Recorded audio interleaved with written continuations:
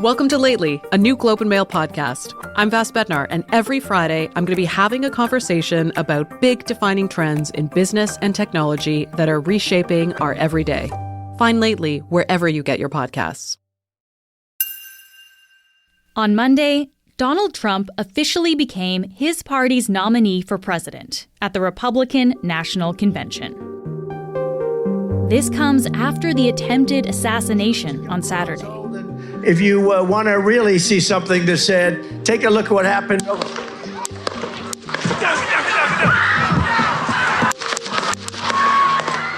In the crowd at the rally was a woman named Renee. You know, at first I was like, what the heck was that? And then, I don't know if it was a smoke or whatever whizzing past. Like, I definitely seen something. And then right away I turned and I looked at Trump. And then I seen him drop to the ground. I seen the Secret Service just do their thing, right? And they're up on top of him. They got him down. Are we good? Shooters down. Are we good to move? We're good to move. Let's move. Let's move. You know, when he left the stage, you know, I'm sitting there looking at his shoe, you know? And I'm like, his shoe's sitting there, you know? And I thought, what a terrible thing, you know? Like, he got off of there, and here's his shoe sitting there, you know? Hours after the attack, Trump wrote on social media that a bullet pierced the upper part of his right ear. Behind him, a rally attendee named Corey Comparator was killed. 2 other men were injured. As Trump was rushed off stage with blood on his face, he raised his fist to the crowd. The screams turned to cheers. This was the first time a sitting or former U.S. president has been shot at since Ronald Reagan was nearly killed in 1981. The gunman shot at Trump from atop a warehouse roof 150 meters from the stage. He's been identified as 20-year-old Thomas Matthew Crooks. He was killed by law enforcement. Globe reporters in Pennsylvania have been talking to people who knew him, and they painted a picture of a quiet, smart student who enjoyed video games and was drawn to websites that celebrated gun culture. The FBI has said the gun used in the assassination attempt was legally bought by his father. But the motivation for the attack remains unknown. The FBI continues to investigate. And now, the campaign continues, but with a different edge. So today, we're talking to Globe U.S. correspondent Adrian Morrow. He's in Milwaukee to cover the Republican National Convention, and he'll tell us about what's expected to happen this week at the RNC and the political fallout from the attempted assassination. I'm Menaka Raman-Wilms, and this is The Decibel from the Globe and Mail.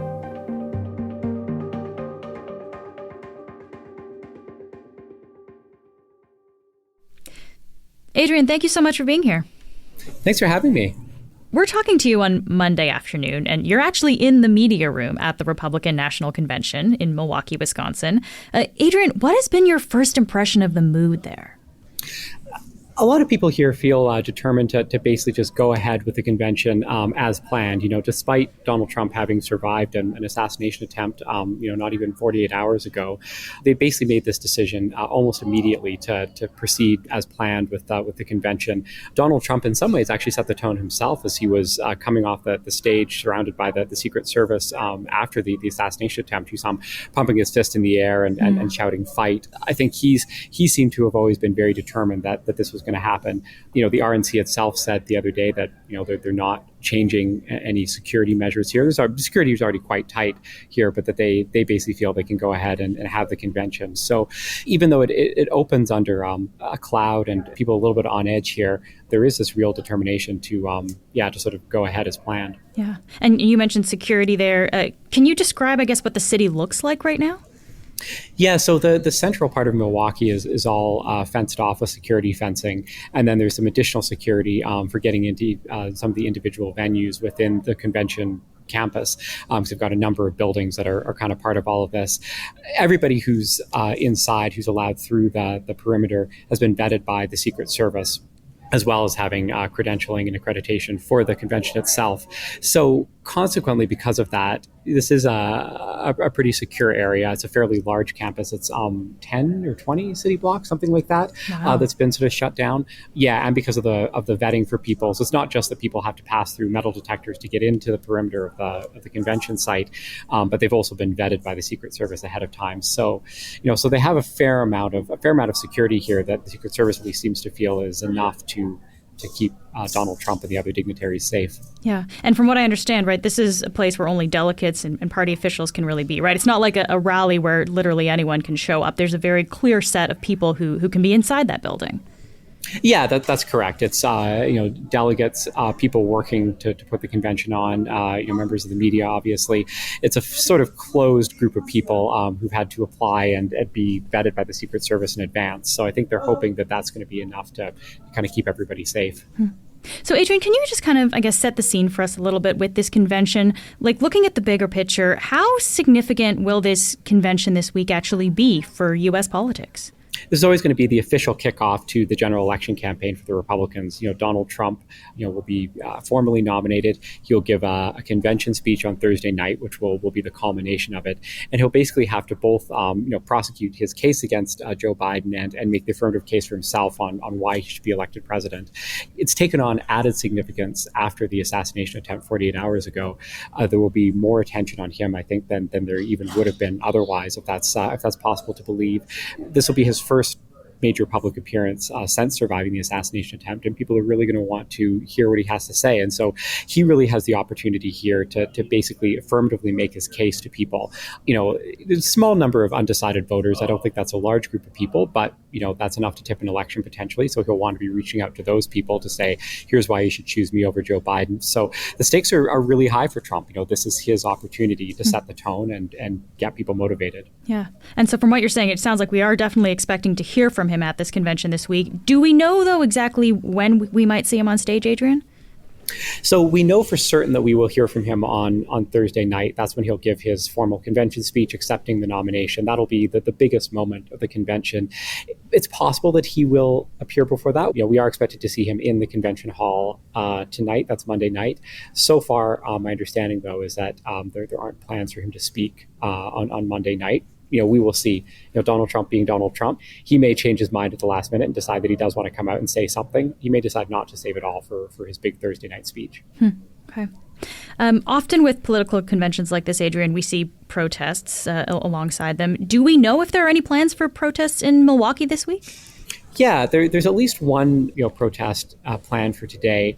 Apparently sort of a range of different groups and people taking part in it, focusing on everything from Israel-Palestine to LGBTQ rights to the war in Ukraine. It's expected to march on the RNC. Certainly from inside the convention, it hasn't actually been particularly visible. I know that it's happening within downtown Milwaukee, but from where I am, my vantage point, the city around the convention site has been actually relatively quiet, or at least from what we can see. Most of the activity seems to be happening here, within the convention space. So let's actually look at what will happen at this convention then. So other than Trump being formally confirmed as the party's nominee, what else can we expect? Yeah, it's basically a pep rally. I mean, Donald Trump essentially locked down the nomination in the primaries when he decisively defeated all of his primary challengers by enormous margins. And so the nomination itself is sort of more of a formality, but it's an opportunity for Trump and for the Republicans to try to motivate one another to go out and do everything they can to win the election. It's also an attempt to sort of create a TV spectacle and to try to communicate directly with American voters, often in very unfiltered ways, what your message is and why they should vote for you. So Monday night, for example, the entire sort of theme of the evening is all about the economy and sort of accusing Joe Biden of having made everyday life unaffordable. In addition to a bunch of politicians, they're going to bring up some regular working people who are going to talk about how difficult it's been to afford groceries and afford gasoline in the last few years with the inflation in the U.S. and accuse Joe Biden of having caused that. They also make news. Donald Trump's vice presidential pick is set to be announced this afternoon, right after Trump is formally nominated. The convention will formally nominate the VP. So by the time this airs Tuesday morning, we should know who that person is then. You will know who that is. Yeah, we do. We currently do not. But that will happen. That will happen on Monday afternoon. And you touched on this a little bit, Adrian, about the people we're expecting to hear from. You mentioned some ordinary Americans that are supposed to get up on stage there, but are there any big names that are also expected to speak? Tim Scott is set to speak tonight as a senator from South Carolina. He's sort of plays Mr. Nice Guy in the Republican Party, and there aren't a lot of people who have the kind of that sort of image that he does. So he is the sort of person who could potentially reach out to swing voters or try to convince more moderate Republicans to stay within the fold. Nikki Haley, who, initially it wasn't even clear that she was going to bother, even attending the convention. She's slotted to speak apparently on Tuesday now. She represents basically everything that was the Republican establishment before there was Donald Trump, where she's much more interventionist on foreign policy. She's a small government conservative. So there was, of course, the huge rivalry between Haley and Trump during the primaries, right? So this is, I guess, part of where this is coming from. Yeah, that's right. So Haley was the one who lasted the longest in the primaries against Trump, and she essentially did it by running the most in opposition to Donald Trump, and certainly in opposition to his vision, his sort of more nationalistic vision for the Republican Party. So I think she'll be important to them to sort of convince people who are maybe Reaganite type conservatives that Donald Trump still has their backing. We'll be right back. Welcome to Lately, a new Globe and Mail podcast that's all about navigating life in the new economy. I'm your host, Vas Bednar. Every Friday, I'm going to be having a conversation, maybe even a raucous one, about big defining trends in business and technology that are reshaping our everyday. It's about the innovations that are changing our world, whether you've noticed them yet or not. Join us for the latest on Lately, wherever you get your podcasts.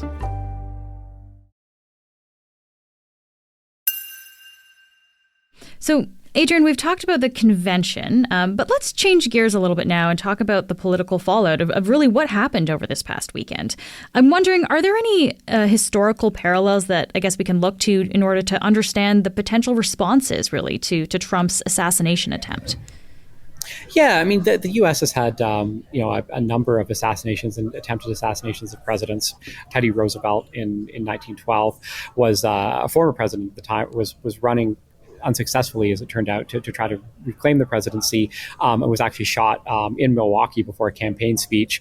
Famously went ahead and gave the speech anyway because the bullet was stopped by his glasses case and a copy of his speech that were in his chest pocket. He declared himself as fit as a bull moose afterwards, which was the nickname for his third party, his splinter group that he'd formed at the time. And then the other one, of course, Ronald Reagan in 1981 was shot a little more than 2 months into his first term, and he nearly died. Was shot in the chest, and only because of emergency surgery, doctors were able to save his life. So Donald Trump here, he has a sort of moment where he could potentially sort of use the reflection that the U.S. is going through right now over the political violence and over the overcharged rhetoric. I think he does have a moment where he could sort of cast himself as more of a unifier. We have seen a couple of recent appearances where Trump was more careful in his rhetoric and toned things down a little bit. Trump did say in some comments yesterday to the Washington Examiner that his original convention speech, the way he'd originally written it, it was a humdinger and was meant to take square aim at Joe Biden and have a lot of attack lines, but that he had decided to completely rewrite it after the assassination attempt. But then today on Truth Social, we saw Donald Trump sort of go back to what he's more typically like, where he was in response to Eileen Cannon, a Trump-appointed judge in Florida, throwing out one of the federal criminal cases against him. Trump basically said, to unite the country, all of these criminal cases should be thrown out. These are the criminal cases against Trump we're talking about here. Yeah, that's correct. He basically said all of the criminal cases against us should be thrown out. He said that they were all political attacks coordinated by the Democrat Justice Department. He said that these prosecutions of him are an election interference conspiracy against him because he's Biden's political opponent.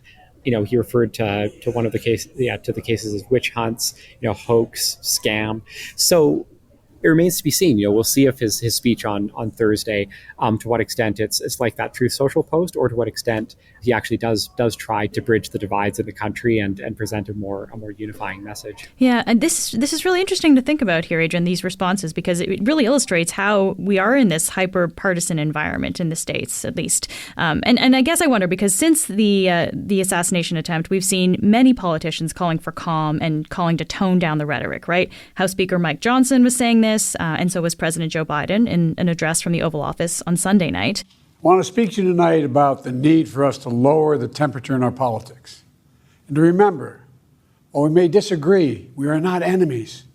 But Adrian, how do you actually do that when you have such a partisan environment, when emotions are running so high? How is that possible? Yeah, I think that's a very good question. I think the issue is that American politicians, at least since the 90s, and I think it's been supercharged in the last few years, I've tended to discover that it's easier to motivate people, or at least to motivate their people to come out, by utterly demonizing the other side and trying to sort of obstruct anything that they do. And so a lot of this is pretty ingrained in the way that politics are handled here, as well as in the way that a lot of voters engage with politics. That the fact that Mike Johnson was sort of pilloried by part of his own party for making a deal with Joe Biden that allowed military aid for Ukraine to pass through Congress. And this is Johnson, who's is a dyed-in-the-wool conservative. It's not he's not some sort of middle of the road compromiser. Even he sort of took it on the chin for that. So I think the difficulty is going to be for a lot of politicians maybe selling it to their own base that it's necessary to strike the sort of conciliatory tone. And we saw in Johnson's comments on Sunday that even as he called for calm, he then suggested that Joe Biden's rhetoric might be partly to blame for the assassination attempt on Trump, essentially saying that Joe Biden casting Trump as a dangerous authoritarian is the sort of rhetoric that motivates people to engage in political violence. So even there, they're sort of having a tough time, I think, setting aside some of that rhetoric. There's been some indication that the Democrats decided to pull back on advertising and on attacking Donald Trump during the immediate aftermath of the assassination attempt. But again, we'll sort of see how long that lasts. It really remains to be seen how long people can exercise restraint, because restraint has not been the name of the game in the last few years in U.S. politics. Before I let you go, Adrian, I just want to ask you, you've been covering U.S. politics for us since the start of Trump's first term in office. How does this election season compare to the others that you've covered? In the primaries, it was very different, because both in 2016 and in 2020, there were highly competitive primaries. In 2016, it was both parties. In 2020, it was the Democrats. You really had these open-ended discussions in both parties over what the future of the party should be. And this time around, with an incumbent president on the Democratic side and a guy who's previously been president on the Republican side, you really had very little competition within the primaries. The other thing I think that's been notable is that a dominant thread in U.S. politics in the last 8 years is people repeatedly failing to take Donald Trump seriously, and then learning to their surprise somehow that Donald Trump really is serious. Remember in 2016, people thought he was a novelty candidate or was running, as a joke. And the very first story that I wrote about Donald Trump in January 2016 said, this is real. That people who support Donald Trump really support him. They really think he's a great candidate. They want him to be president, and they like his message and they agree with all the things that he's saying. And it's not just sort of a lark. And I think this time around, to the extent that in previous elections, the narrative around Trump was often that he was unfocused and chaotic and had no ideas of what he's doing. And not to say that isn't true in a lot of instances. This time around, I don't think there's any doubt that he's serious about what he wants to do. He's the policies that he's putting forward, he does actually want to implement. One example of a major policy that Trump is vowing to implement that would have significant implications for Canada would be a 10% tariff on all goods coming into the United States. That's something that he's talked about doing. He's already pushed a trade agenda, extensively in his first term, and he signaled that he wants to go even further if he gets back in. And he seems to have learned the lessons of his first term in office, where he relied heavily on a lot of very establishment Republicans who fundamentally disagreed with him on a whole bunch of major policies, and then got very frustrated when they wouldn't do the thing that he wanted to. Trump has made very clear that he's not going to do that again. And on top of that, he's put out an extensive amount of policy. The Heritage Foundation has also been working on policy papers. This is Project 2025 that you're Project 2025 here? Is the Heritage. Yeah, that's the Heritage Foundation version. And it's all sort of geared towards him getting in and on day one being able to actually implement all the things that he wants to do in terms of rounding up undocumented immigrants and deporting them, making most of the civil service fireable by the president so that he can, if he wants to, replace them with political appointees. The Heritage Foundation has also been putting together a database of people that he can draw on who've been vetted for their MAGA bona fides to put into office. So I think if there's one thing that that ought to be really different in how people sort of think about this election compared to the last two. It's that the amount of control he has over the Republican Party now compared to previous election cycles means that that if he gets elected, I think he is actually going to be able to do a lot of the things that he wants to do. And I would imagine this time, or hope this time, that nobody thinks that he shouldn't be taken seriously. Adrian, I know it's been a busy few days for you. Thank you so much for taking the time to be here. Thank you, Menaka. After Adrian and I spoke, Trump announced Senator J.D. Vance as his vice presidential running mate. Vance is a senator from Ohio, and he's also known for his memoir, Hillbilly Elegy. That's it for today. I'm Menaka Raman-Wilms. Thanks to Robin Doolittle for reporting files on this episode, and to Kevin Sexton for production help. Our producers are Madeline White, Rachel Levy-McLaughlin, and Michal Stein. David Crosby edits the show. Adrian Chung is our senior producer, and Matt Frainer is our managing editor. Thanks so much for listening, and I'll talk to you soon.